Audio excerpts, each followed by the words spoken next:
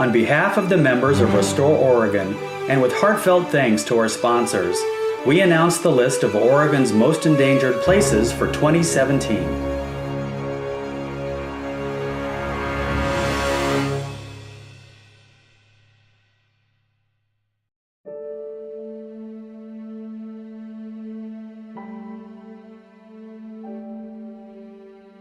This symbol of the Chinese immigrant experience is threatened by demolition by neglect. Members of the Chinatown History Museum Foundation had envisioned restoring the Wong Laundry Building as a cultural history museum, a retail space, and tourist destination. A grant from Restore Oregon helped develop a museum business plan, and the PDC provided design support. But their plan proved to be infeasible, and the recent sale of the property has thrown its future into question.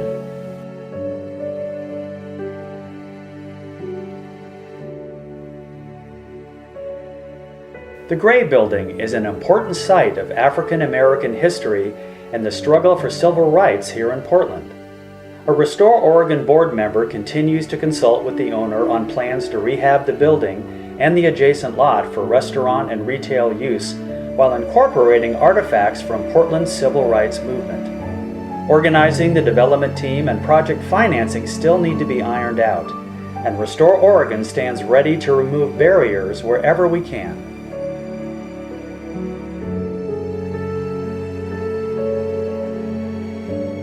The beloved Jantzen Beach Carousel has been packed away since 2012 by the out-of-state developer who bought and then tore down the shopping center that housed it. The Old Town Neighborhood Association and Portland Business Alliance have expressed interest in helping to get the carousel reinstalled in a new downtown location. But so far, its owner, Eden's Corporation, has shown a complete disregard for the citizens of Portland and their love of this icon.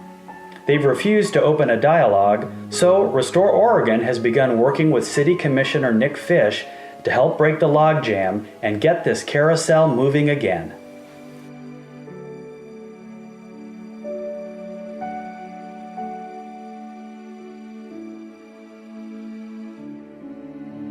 Concord School is one of 3,900 schools built by the WPA, the Depression-era agency that employed over 3 million workers and craftsmen in need of jobs.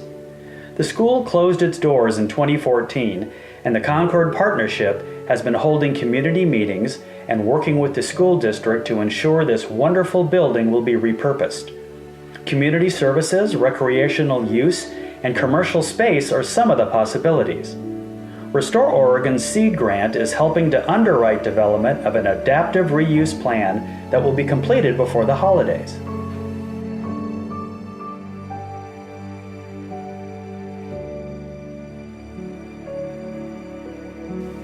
The term handcrafted can be attached to everything from sweaters to microbrews. But the A.T. Smith House really was built by hand by Oregon Trail pioneers Alvin and Abigail Smith. Since being listed as endangered last year, the City of Forest Grove has started on a park plan for the surrounding acreage that may include an event pavilion, orchard, community garden, and amphitheater. This opens up a unique opportunity for the A.T. Smith House to find new life as an educational and event space within the new park. A grant from Restore Oregon is helping the Friends of Historic Forest Grove create a historic structures report to guide the restoration work. The next step is a capital campaign to pay for restoration.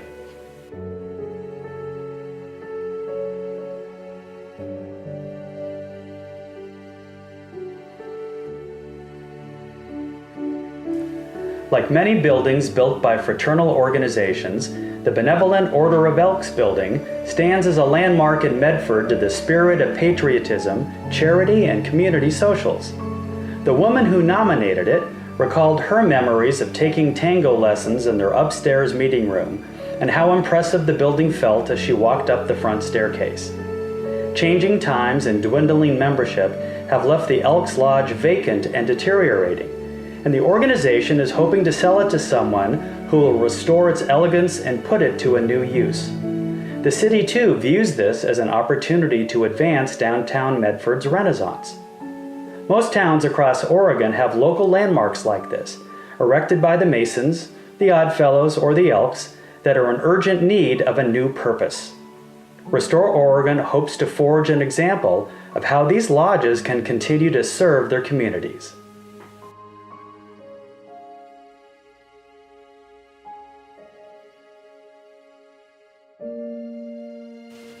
The once magnificent grand staircase combined elegant form with function, connecting Eastern Oregon University to downtown La Grande.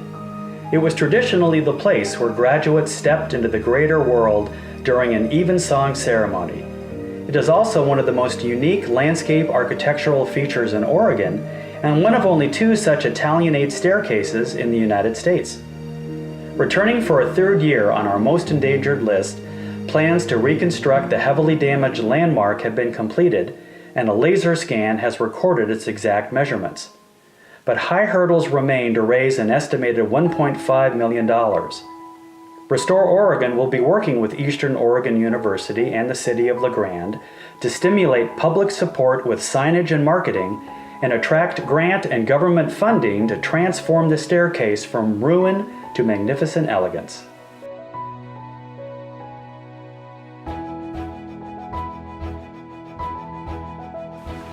The Mildred Kenai house stood at the center of a vast ranch run single-handedly by this tough and colorful woman who used to say, "I was my daddy's only boy. He taught me everything I know." At her passing, Mildred bequeathed her ranch to the county for use as a park. In remarkably original condition, its extremely fragile state needs immediate repair. Our seed grant has been used for a condition assessment and plan that envisions the house as a parks events center. The estimated $800,000 cost poses a major challenge for cash-strapped Douglas County. But the Friends of Mildred Kenai House and Restore Oregon are cautiously optimistic that a combination of public and private funding can be found to save this uniquely feminist story.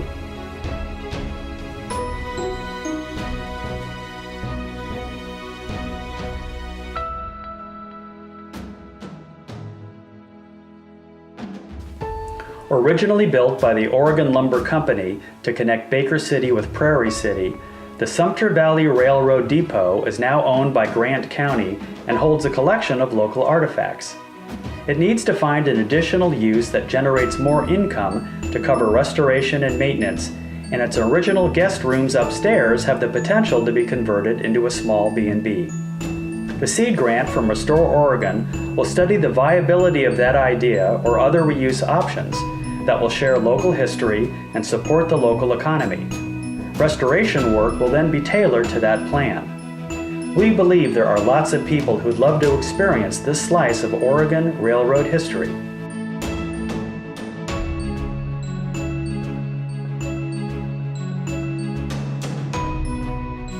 Saved from demolition in the 1990s by a band of local citizens, the Vail Hotel is one of the most prominent buildings in Malheur County and literally sits along the Oregon Trail.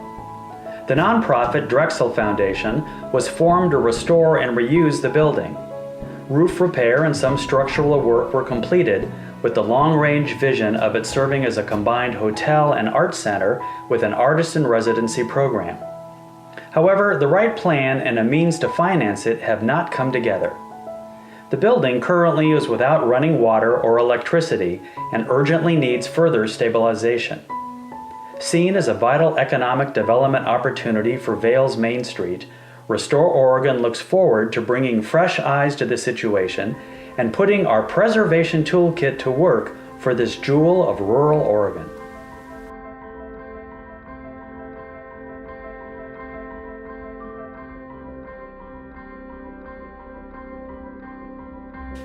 Though lesser known than Timberline or Crater Lake Lodge, the Oregon Cave Chateau is in fact a national landmark.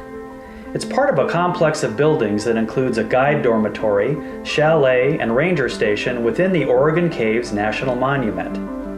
90,000 visitors each year has taken a major toll. An estimated $12 million in deferred maintenance needed to be addressed when we listed the landmark as endangered last year. The National Park Service recently promised $6 million in 2018 for ADA and seismic upgrades, but no funds have been allocated for interior restoration, the adjacent visitor center, or the guide dormitory, which remain closed. Restore Oregon's seed grant has been used to create conceptual drawings to help the nonprofit Friends of Oregon Caves and Chateau raise the additional $4 to $5 million needed to restore the guest rooms and interior public spaces, and we continue to promote their campaign and lobby on their behalf.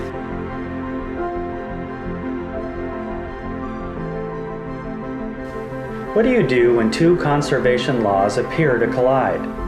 The Upper Sandy Guard Station represents a number of deteriorating historic structures that sit in limbo because they stand in a wilderness area where human habitations are now prohibited. But at the same time, federal law requires the government to maintain its historic structures. The native stone and log cabin was erected as part of the 1930s New Deal work relief program prior to wilderness designation. Clearly, time is of the essence to effect needed repairs. Restore Oregon has petitioned the Forest Service to budget for an environmental assessment to ensure that repairs can be made without damage to the surrounding forest. Although it may take a couple of years, were the cabin successfully restored as a hiking shelter, the project could set a precedent for the conservation of other historic structures in wilderness areas.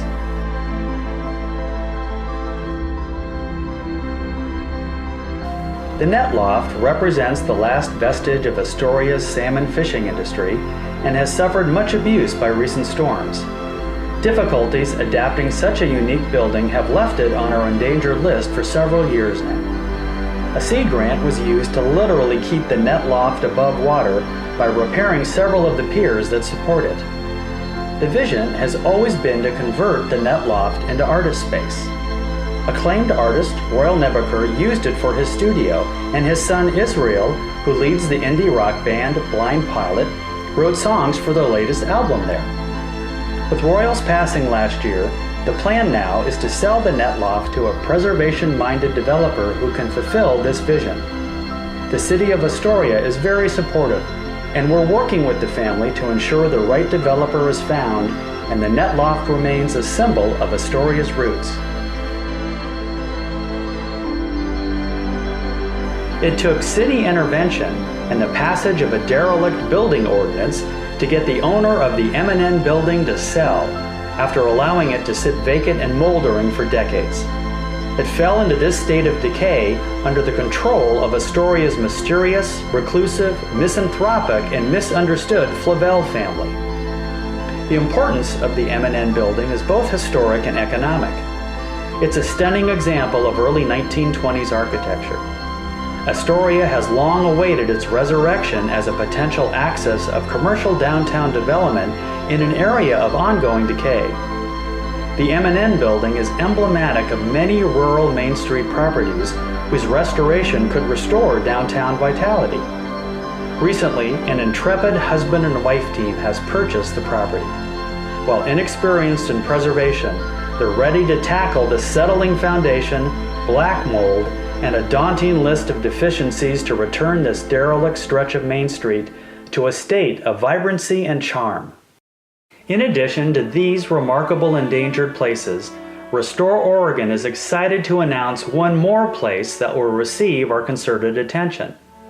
We're launching a new initiative of direct preservation. In the months and years ahead, we will directly intervene to save selected historic properties that are urgently at risk. We will take ownership of them, stabilize the structure, permanently protect them with a conservation easement, and transfer them into the hands of owners who can complete the restoration. Our first direct preservation project is the Sam Brown House in Jervis, one of the most important pioneer-era homes in the state. This historic property is in the process of being donated to Restore Oregon.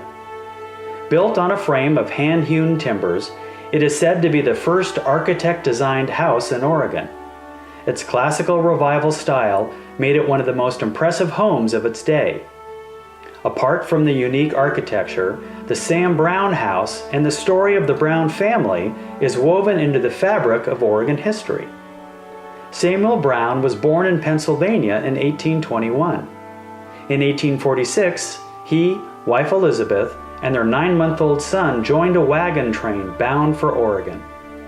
After detouring to California, where they had some success mining for gold, the family settled in Oregon, filed a donation land claim, and eventually completed this house in 1856.